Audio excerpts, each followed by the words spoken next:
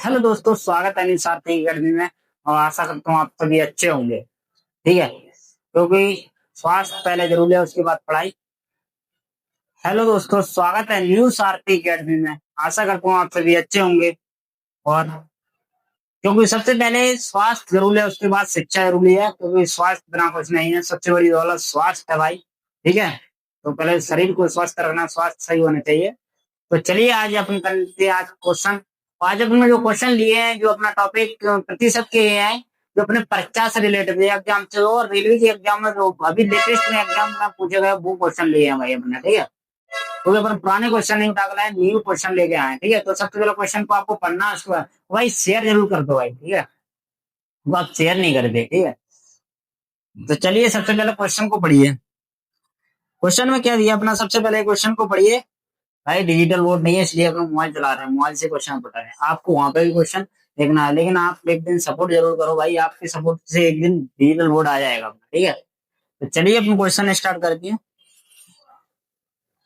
एक परीक्षा में पास होने के लिए एक छात्र को अधिकतम कुल अंकों में से 780 अंक प्राप्त करना। बोला, उसको उस परीक्षा पास करने के लिए कितने अंक, 780 अंक। ठीक है, मतलब कुल परीक्षा में से 780 अंकों में वो पास हो जाता है।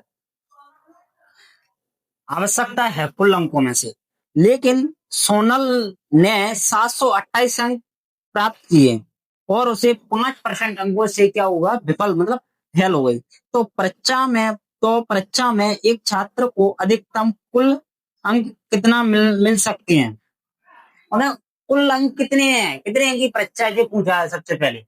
और उसने कितने अंक प्राप्त किए, उसने लिए 728 अंक प्राप्त कर लिए हैं। ठीक है, और 5% अंकों से वो क्या हुआ, विफल हुआ है। 5% से हुआ है, और पास कितने में हो जाता हूँ, 780 में वो पास हो जाता है, लेकिन उसने 728 प्राप्त किए हैं। ठीक है, तो कुछ नहीं करना, 5% अपन को दिया है। ठीक है, और यहाँ से आपको 5% इसमें डिफरेंस कितने का, देखो डिफरेंस देखोगे तो आप देखो 52% का। कितने परसेंट का आ रहा है, 52%, 52 अंकों का आ रहा है। ठीक है, अगर 5% की वैल्यू 52 अंक है, तो 100% अंकों की वैल्यू क्या है, जे अपन से पूछिए। अधिकतम अंक कितने हो, 100% ही अंक रहेंगे। ठीक है, अब देखो अगर इससे भी अगर आपको नहीं समझते, एक और अपने इसको फ्रैक्शन में ले लो 5% को। ऐसे इसको फ्रैक्शन में ले लोगे यहाँ से, तो वहीं पे देख दो 5% की वैल्यू क्या होती है यहाँ पे, 1/5% लिखता हूँ। ठीक है,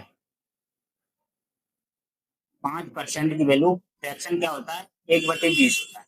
इसकी वैल्यू कितनी थी अपन को, 52। तो 20 की वैल्यू क्या होगी, जे अपन से पूछा है। 20 का अगर इसका गुणा करोगे, दो का अगर 52 में 104 हो, 104 जीरो यहाँ पे आएगी। 1040 अंक की जरूरत होती है, कुल अंक कितने हैं उसके, 1040 आंसर है इसका। ठीक है, मतलब 5, देखो इतने अंक उसके परीक्षा पास होने के लिए 780 अंक प्राप्त चाहिए उसको। लेकिन वो अपने लेके कितने आए, 728 अंक लेके आए। 728 अंक लेने के बाद में उनका डिफरेंस देखा तुमने कितने आएगा, 52 अंकों का आया। 52 अंक की परसेंट परसेंट में देखा जाए तो 5% अंक कम पड़ गए उनके पास होने के लिए।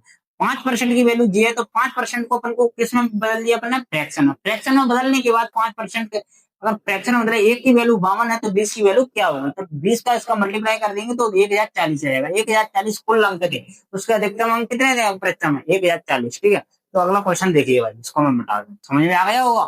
ठीक है, अगला क्वेश्चन देखिए। अगला क्वेश्चन क्या दिया है, बाय को परीक्षा में पास होने के लिए 40% अंक प्राप्त करने होंगे। मतलब बाय को कितने, 40% अंक प्राप्त करने होंगे पास होने के लिए। लेकिन उसने 20 अंक प्राप्त किए और उसने 20 अंक प्राप्त किए और 40 अंकों से विफल हो गया। मतलब 40% में पास हो सकता है, लेकिन उन्होंने 20 अंक प्राप्त किए और 40 अंकों से विफल हो गया। इतने तो उसने प्राप्त किए, इतने से विफल मतलब फेल हो गया, 40 अंकों से फेल हुआ।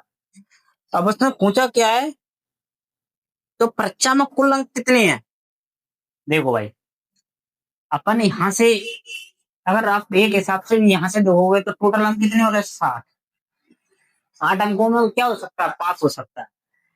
अगर इसका फ्रैक्शन भी कर लोगे, फ्रैक्शन में जाते हो तो इसका होता है 2/5।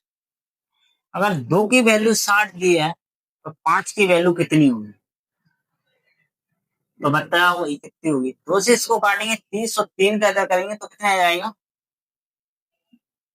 150 अंक। कितने अंक होंगे? 150 अंक है उसके अधिकतम अंक। पेपर कितने अंकों का था? 150 अंकों का।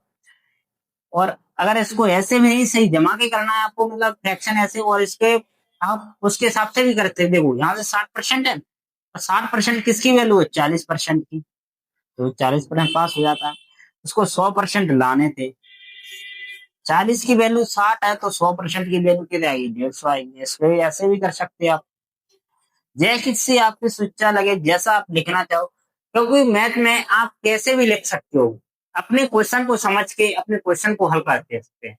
ऐसे नहीं इस चीज को यहाँ से आपको जैसा समझ में आया क्वेश्चन को, ओनली क्वेश्चन समझना आना है, क्वेश्चन को इतनी बेहतरीन पढ़ना है सबसे पहले, उसको माइंड में छप जाए। इसको इस तरीके से तोड़ के इस क्वेश्चन ऐसे आंसर आ जाएगा। ठीक है, समझे?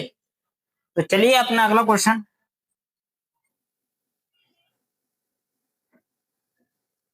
अगला क्वेश्चन देखिए। एक उम्मीदवार को परीक्षा में पास करने के लिए 55% अंक प्राप्त करने होंगे। कितने? 55% अंक पास होने के लिए एक उम्मीदवार, ठीक है, करने हुए। यदि उसने 120 अंक प्राप्त किए और 78 अंकों से विफल हो गया, मतलब फेल हो गया, तो परीक्षा के कुल अंक कितने हैं? तो परीक्षा के कुल अंक कितने हैं, मतलब वही कुल परसेंट, वही तीनों क्वेश्चन में पूछा जा रहा है। लेकिन उसने कितने अंक जितने तो पास होने के लिए, लेकिन 120 अंक उसने प्राप्त कर लिए, ठीक।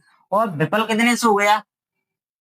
78 से, ठीक है। इतने अंकों से विफल हो गया, इतने अंक उसने 120 अंक प्राप्त किए क्वेश्चन में, देखा होगा आपको, ठीक है। तो आप देखिए सबसे पहले इसको फ्रैक्शन से भी कर सकते हो, ऐसे भी कर सकते हो। टोटल इनका करोगे तो कितना आएगा? टोटल आप इनका करके देखोगे तो यहाँ से देखो विफल कुल 55% अंक है, तो 55% की वैल्यू ये दी है, कितने की?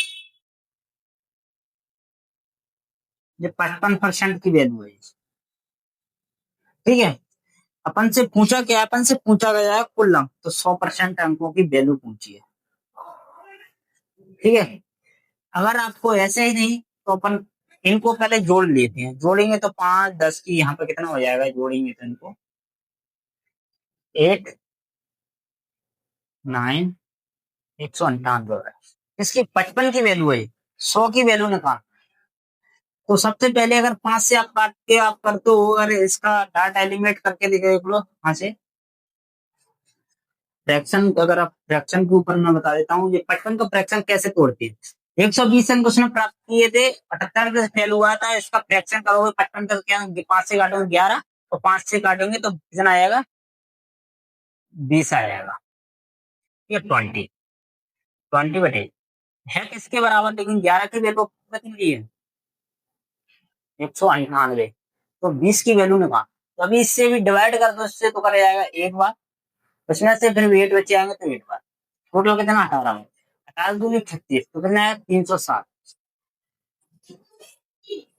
परीक्षा में कुल कितने अंक चाहिए उसको? 360 अंक चाहिए उसको। कुल अंक परीक्षा कितने अंकों की थी? 360 अंक की थी। आप इनको कैसे भी कर सकते हो, क्वेश्चन को आपकी स्वेच्छा है, जैसा आप लिखना चाहो। सबसे पहले उसमें एक 55% अंक में वो पास होता था, ठीक है। 55% अंकों में वो पास होता था, लेकिन 120 अंक उसने प्राप्त किए, ठीक है। और 78 अंकों से वो फेल हो गया। 78 अंक और आ जाते तो पास हो जाता। तो सबसे पहले इसको, इन दोनों को पहले जोड़ना। इन दोनों को जोड़ोगे तो 198 निकलेगा, जो 55% के बराबर है। तो 100% की वैल्यू पूछी गई है, अधिकतम अंक कितने। तो अगर तो आप निकालोगे तो इसको अपन यहाँ से तो फ्रैक्शन कर सकते थे आप 55 का, तो 11/20 होता है। और 11 की वैल्यू 198 दी थी, 11 से इसको डिवाइड करेंगे, एक की वैल्यू आ गई 18, और 20 की वैल्यू आ गई 360। तो इसका आंसर का क्वेश्चन है 360 है।